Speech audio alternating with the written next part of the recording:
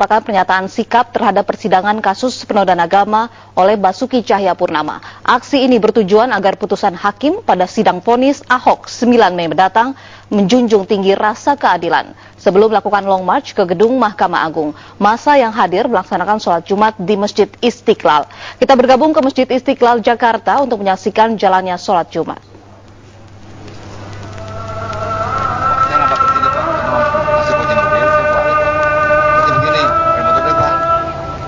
Bisa Pak? Bisa kenapa? Tolong Pak pintanya di situ Pak.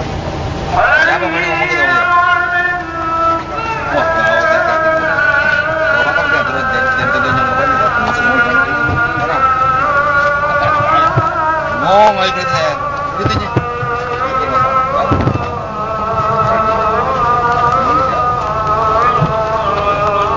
Sekarang otomatis ya bos. Udah ketemu saya makanya berhenti. Siapa bos?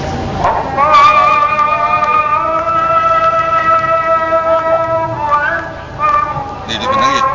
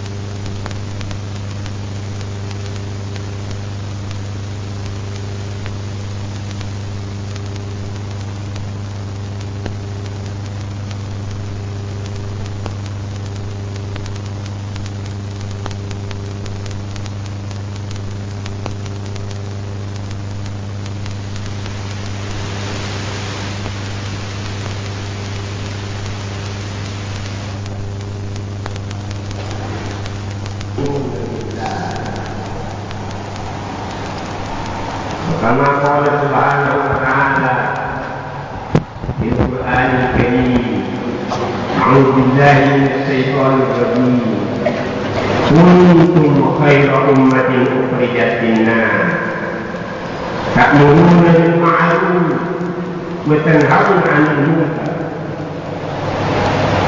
ثم قال جل جلاله في سورة البقرة وكذلك جعلناكم أمة وسطا لتكونوا شهداء على الناس ويكون الرسول عليكم شهيدا أشهد أن لا إله إلا الله وهو أرحم الراحمين وأشهد أن محمدا رسول الله المبعوث رحمة للعالمين اللهم صل وسلم على محمد وعلى آله وأصحابه ومن تبعهم إلى يوم الدين أما بعد فيا عباد الله معاشر المسلمين رحمكم الله اتقوا الله وكونوا مع الصالحين صدق الله العظيم. Saudara-saudara jemaah Masjid Istiqlal yang dimuliakan Allah, dalam kesempatan yang mulia ini, marilah kita panjatkan puji syukur kehadirat Allah Subhanahu wa Ta'ala. Dengan izinnya kita dapat berkumpul bersama-sama di masjid yang mulia ini, masjid besar nomor 3 di dunia, sebagai simbol kebesaran umat Islam Indonesia yang penduduknya mayoritas terbesar di dunia. Saudara-saudaraku, bersyukur kepada Allah Subhanahu wa Ta'ala. Allah takdirkan Indonesia berpenduduk muslim terbesar di dunia. Oleh karenanya, mata dunia tertuju ke Indonesia. Tertuju ke Indonesia melihat wajah muslim Indonesia. Oleh karenanya para pemimpin di dunia yang datang ke Indonesia selalu menyempatkan diri datang ke Masjid Istiqlal, entah dia Raja Salman dari Saudi, demikian juga para presiden, wakil presiden, tidak lain itu semuanya adalah mereka melihat wajah Islam Indonesia yang berpenduduk Muslim terbesar di dunia. Ada sesuatu hal yang sangat menarik. Oleh karena itu di dalam khutbah yang singkat ini, tadi menyampaikan judul khutbah kita pada hari ini adalah kehidupan umat Islam yang bermartabat. Sebagaimana tadi dalam ayat Al-Quran yang saya bacakan, kuntum khayra ummah, jadilah kamu menjadi umat terbaik, umat yang bermartabat. Bermartabat artinya umat yang teratur, umat yang tertib, umat yang mempunyai harga diri.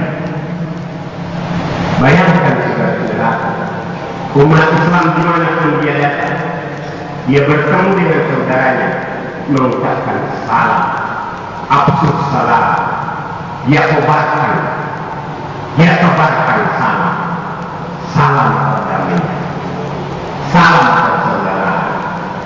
Dengan senyum dia ucapkan dan dijamin bahwa saudaranya mendapatkan kedamaian. Itulah makna daripada khairu ummah, umat yang bermartabat. Sama halnya hari ini saudara-saudara datang di Masjid Istiqlal, saudara-saudara melaksanakan tugas suci, tugas mulia, yaitu aksi simpatik, aksi damai. Saya yakin berbagai aksi di dunia yang disebut muzaharah atau yang disebut dengan demonstrasi mungkin baru dibuka di negeri yang mayoritas berpenduduk Islam di Indonesia ini. Baru lahir demonstrasi yang damai. Inilah wajah Islam Indonesia. Kita sangat menghormati niat.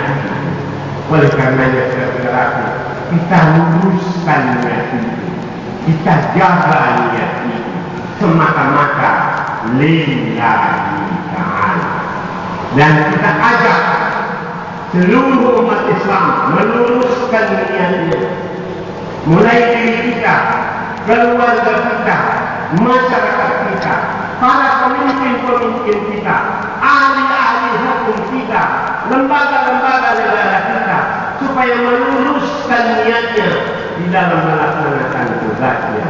Jangan ada di negeri ini yang selalu timbul sandiwara itu. Wa makaru wa makarullah wallahu khairul makirin.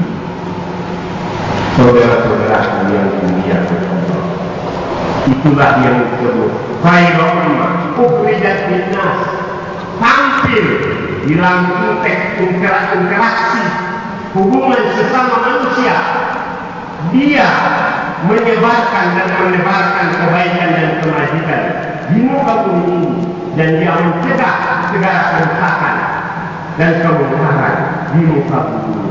Alangkah indahnya Islam itu berserasa.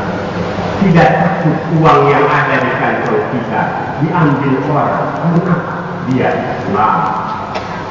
Karena Islam itu dia tidak akan mengambil yang bukan miliknya. Islam itu adalah Islam yang baik, walinas anfa'uhum linnas. Manusia yang terbaik adalah manusia yang bermanfaat kepada orang lain. Ada para ahli yang menyampaikan, kalau bisa kamu tidak bermanfaat, kalau kamu tidak bisa bermanfaat kepada orang lain, setidak-tidaknya jangan sampai membuat mudarat kepada orang lain. Kalau bisa kamu tidak bisa menguntungkan orang lain, jangan sekali-kali kamu merugikan orang lain. Jadilah persaudaraan itu, abadilah persaudaraan itu. Itulah ukhuwah Islam itu, itulah ukhuwah kebangsaan itu, itulah ukhuwah kemanusiaan itu. satu sama lain berbuat kebaikan dan kebaikan, menyebarkan kebaikan, menyebarkan kebaikan. Itulah keindahan dan itulah kebesaran Islam di permukaan bumi ini. Jemaah, ikhwatul mukminin wal muslimin di ayyi makan. Mudah-mudahan kita semuanya masuk di dalam kalimat ta'muruna bil ma'ruf wa tanhauna 'anil munkar. Saudara-saudara, demikian pula kita menjadi umat yang wasatah. Jadilah kita umat yang menjadi wasit, bukan umat yang jadi penonton. Umat wasit artinya adalah umat yang berlaku adil dan seimbang, berlaku berkuat dan dia berposisi di tengah, tidak ke pinggir. Ummatan wasatah yatakunu syuhada 'alan nas, menjadi saksi di permukaan bumi ini. Islam dimanapun dia berada di dunia ini selalu mendapatkan perhatian. Karena apa? Islam itu adalah indah. Bayangkan saudara-saudara, dia ada aturan hidup. Dia makan kalau yang halal, dia tinggalkan kalau itu yang haram, dia pakai kalau itu yang bersih, dia tinggalkan kalau itu yang kotor. Allahu Akbar. Demikian Islam itu indahnya. Bagaimana tidak disebut dengan khairul ummah, bahwa hidup yang bermartabat, itulah Islam yang kita sangat muliakan, dan itulah penganutnya yang menjadi mulia di muka bumi walaupun bagaimana keadaannya. Jemaah Jumat yang dimuliakan Allah Subhanahu wa Ta'ala, oleh karenanya marilah dalam kesempatan yang sangat berbahagia ini kita seluruhnya menjadikan kehidupan kita supaya mendapatkan harkat dan martabat, meletakkan kita menjaga marwah bangsa kita, dan kita membawa misi rahmatan lil alamin. Ini adalah supaya kehidupan daripada bangsa kita ini menjadi kehidupan yang membawakan kedamaian, kesejukan. Dan alhamdulillah bangsa kita adalah bangsa yang beradab, bangsa yang bermartabat, dan ini dipelopori oleh umat Islam yang sedemikian besarnya di negeri kita ini. Saudara-saudaraku, sekali lagi di dalam kesempatan ini saya ingin menyampaikan pesan persaudaraan yang luar biasa disampaikan oleh salah seorang ulama besar yang disebut Ar-Razi. Beliau berkata, "Liyakun aqalla hadzal mu'min minka salasa." Tiga macam, tiga bagian hak orang mukmin dari setiap orang kita ini. Apa beliau katakan? Illam tanfa'hu fala tadurru. Kalau kamu tidak bisa memberikan manfaat, jangan sekali-kali membuat mudarat. Kalau tidak bisa menolong orang, jangan sampai merugikan orang. Abadilah persaudaraan itu, saudara. Wa illam tahrahu fala tahummahu. Kalau tidak bisa menyenangkan orang, jangan sampai menyusahkan dan meresahkan orang. Jadilah abadi persaudaraan itu. Lalu kemudian dikatakan, wa illam tamdahu fala tahummahu. Kalau kita tidak dapat memuji orang, jangan sampai mencaci orang. Maka kalau itu kita amalkan, abadilah persaudaraan itu. Kalau kita saling kasih mencaci, maka habislah ketenangan dan kedamaian di kehidupan kita. Kita sendiri yang membuat kita susah. Sebenarnya hidup ini, kitalah yang membuat kita senang, dan kita juga lah yang membuat kita susah. Saudara-saudaraku, oleh karenanya sekali lagi dengan seluruh kegiatan kita, luruskannya.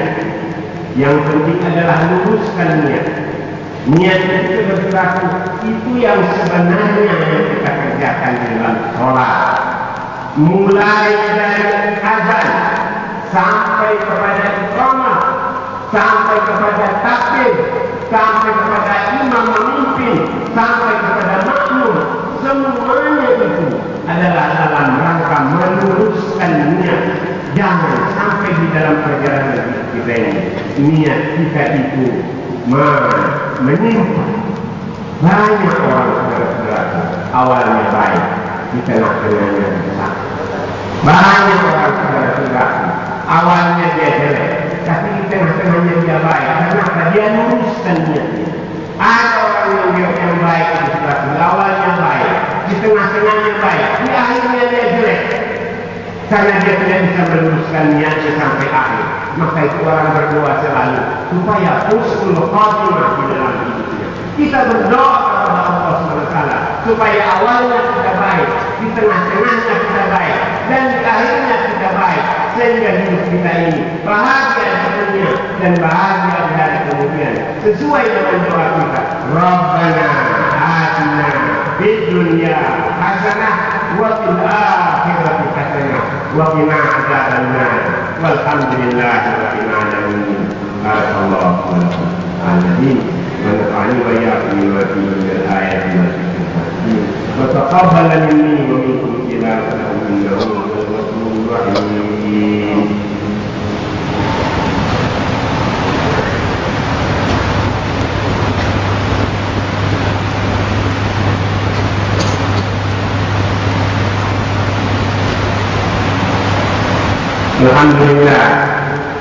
الحمد لله حمدا كما أمر. وأشهد أن لا إله إلا الله وحده لا شريك له إرغاما لمن جهل به وكفر. وأشهد أن لا إله إلا الله وأشهد أن سيدنا محمدا عبده ورسوله سيد الجن والبشر. اللهم صل وسلم على سيدنا محمد وعلى آله وأصحابه وسلم تسليما كثيرا.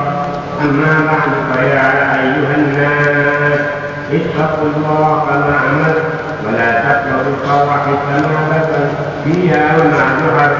واعلموا أن الله تبارك وتعالى أمركم بأمر بدأ فيه بنفسه وسن بملائكته المسبحة بقدسه. وقال تعالى قولا كريما إن الله وملائكته يصلون على النبي يا أيها الذين آمنوا صلوا عليه وسلموا تسليما. اللهم صل وسلم على عبدك ورسولك سيدنا محمد صاحب الوجه الأنوار والجليل الأزهر. وارض اللهم عن الآباء الخلفاء الراشدين وأئمة الخلفاء المهتدين الذين قالوا بالحق وكانوا به يعدلون. أبي بكر وعمر وعثمان وعلي وعن جميع آله وأصحابه أجمعين وعن التابعين ومن تبعهم بإحسان إلى يوم الدين وعنا عنهم وفيه برحمتك يا أرحم الراحمين. اللهم أعز الإسلام والمسلمين وذل الشرك والمشركين وانصر عبادك الموحدين. اللهم أنت السلام ومنك السلام وإليك يعود السلام. أين ربنا بالسلام ودخلنا الجنة دار السلام. تبارك ربنا وتعالى يا ذا الجلال والإكرام. اللهم آمنا في أوطاننا واهدنا واصلح ذات بيننا واهدنا سبل السلام واصلح أئمتنا وولاة أمورنا واجعل ولاتنا فيمن خافك واتقاك يا رب العالمين. اللهم اغفر للمسلمين والمسلمات والمؤمنين والمؤمنات الأحياء منهم والأموات يا عزيز يا غفار.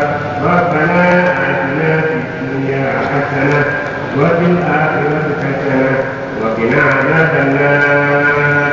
عباد الله إن الله يأمر بالعدل والإحسان وإيتاء ذي القربى وينهى عن الفحشاء والمنكر والبغي يعظكم لعلكم تذكرون. واذكروا الله يذكركم ولذكر الله أكبر. أقم الصلاة.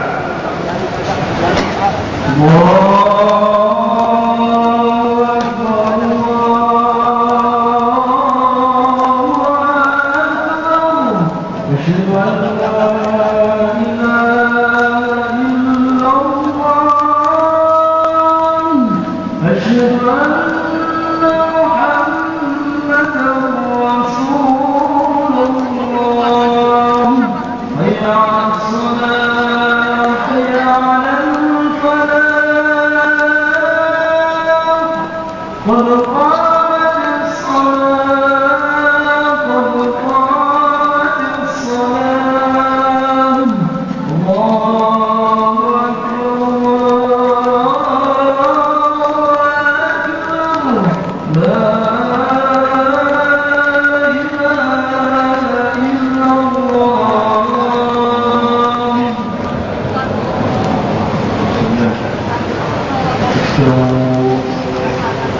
واستقيموا واعتدلوا صفوا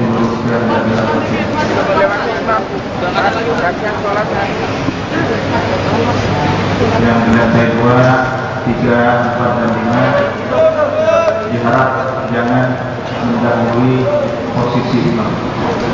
Mundur. Naik depan, mundur.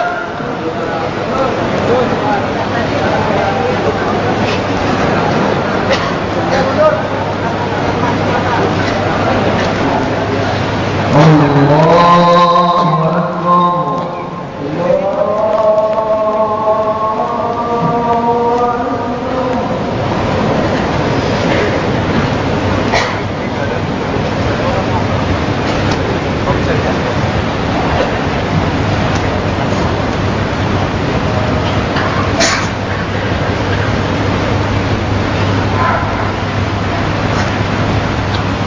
Bismillahirrahmanirrahim. Alhamdulillahi Rabbil alamin. Ar-Rahmanir-Rahim. Maliki yawmiddin. Iyyaka na'budu wa iyyaka nasta'in. Ihdina as-siratal mustaqim. Siratal ladzina an'amta 'alaihim ghayril maghdubi 'alaihim waladdallin.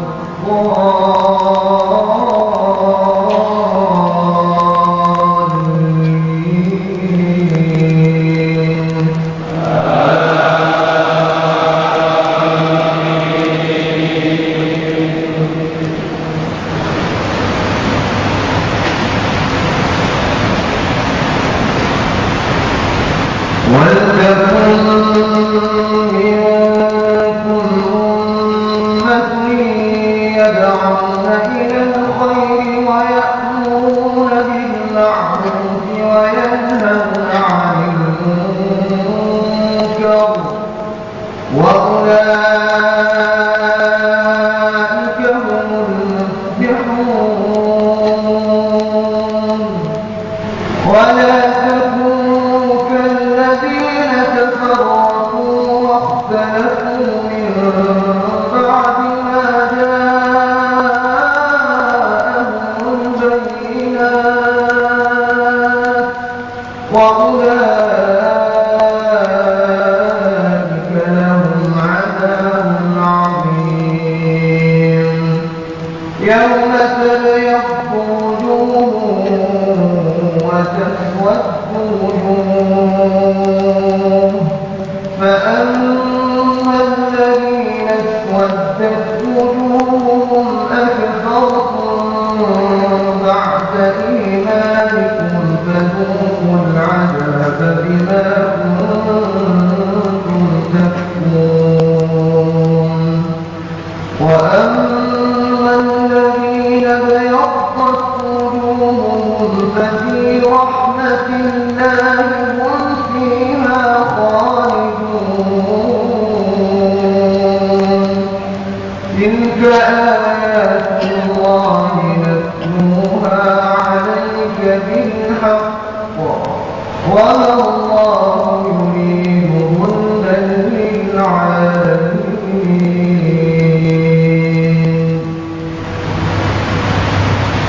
الله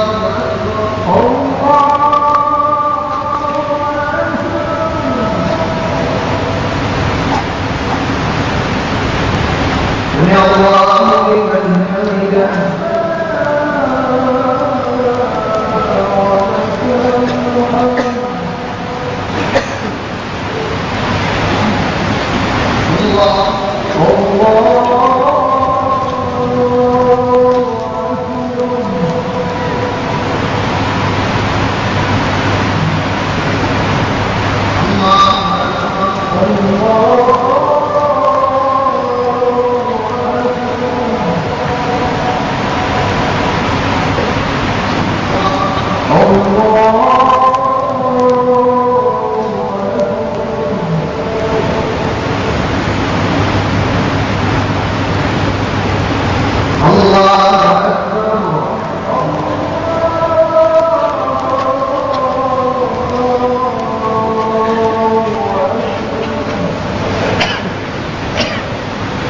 بسم الله الرحمن الرحيم الحمد لله رب العالمين الرحمن الرحيم مالك يوم الدين إياك نعبد وإياك نستعين اهدنا الصراط المستقيم صراط الذين أنعمت عليهم غير المغضوب عليهم ولا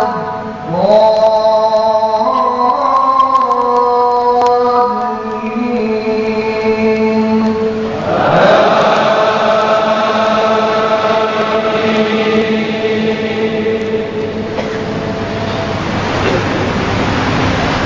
ولله ما في السماوات وما في الأرض وإلى الله ترجع الأمور كنتم خير أمة أخرجت للناس تأمرون بالمعروف وتنهون عن المنكر وتؤمنون بالله ولو آمن أهل الكتاب لكان خيرا لهم منهم المؤمنون وأكثرهم الفاسقون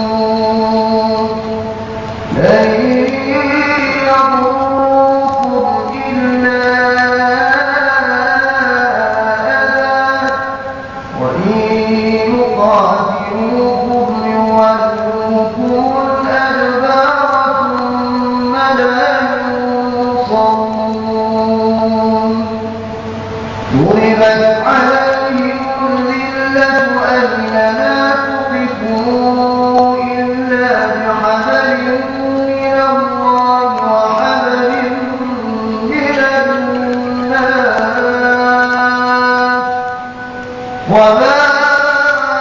وباءوا بغضب من الله وضربت عليهم المسكنة ذلك بأنهم كانوا يكفرون بآيات الله ويقتلون الأنبياء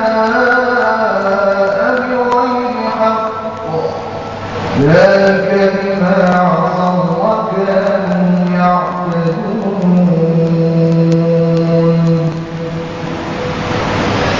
الله أكبر الله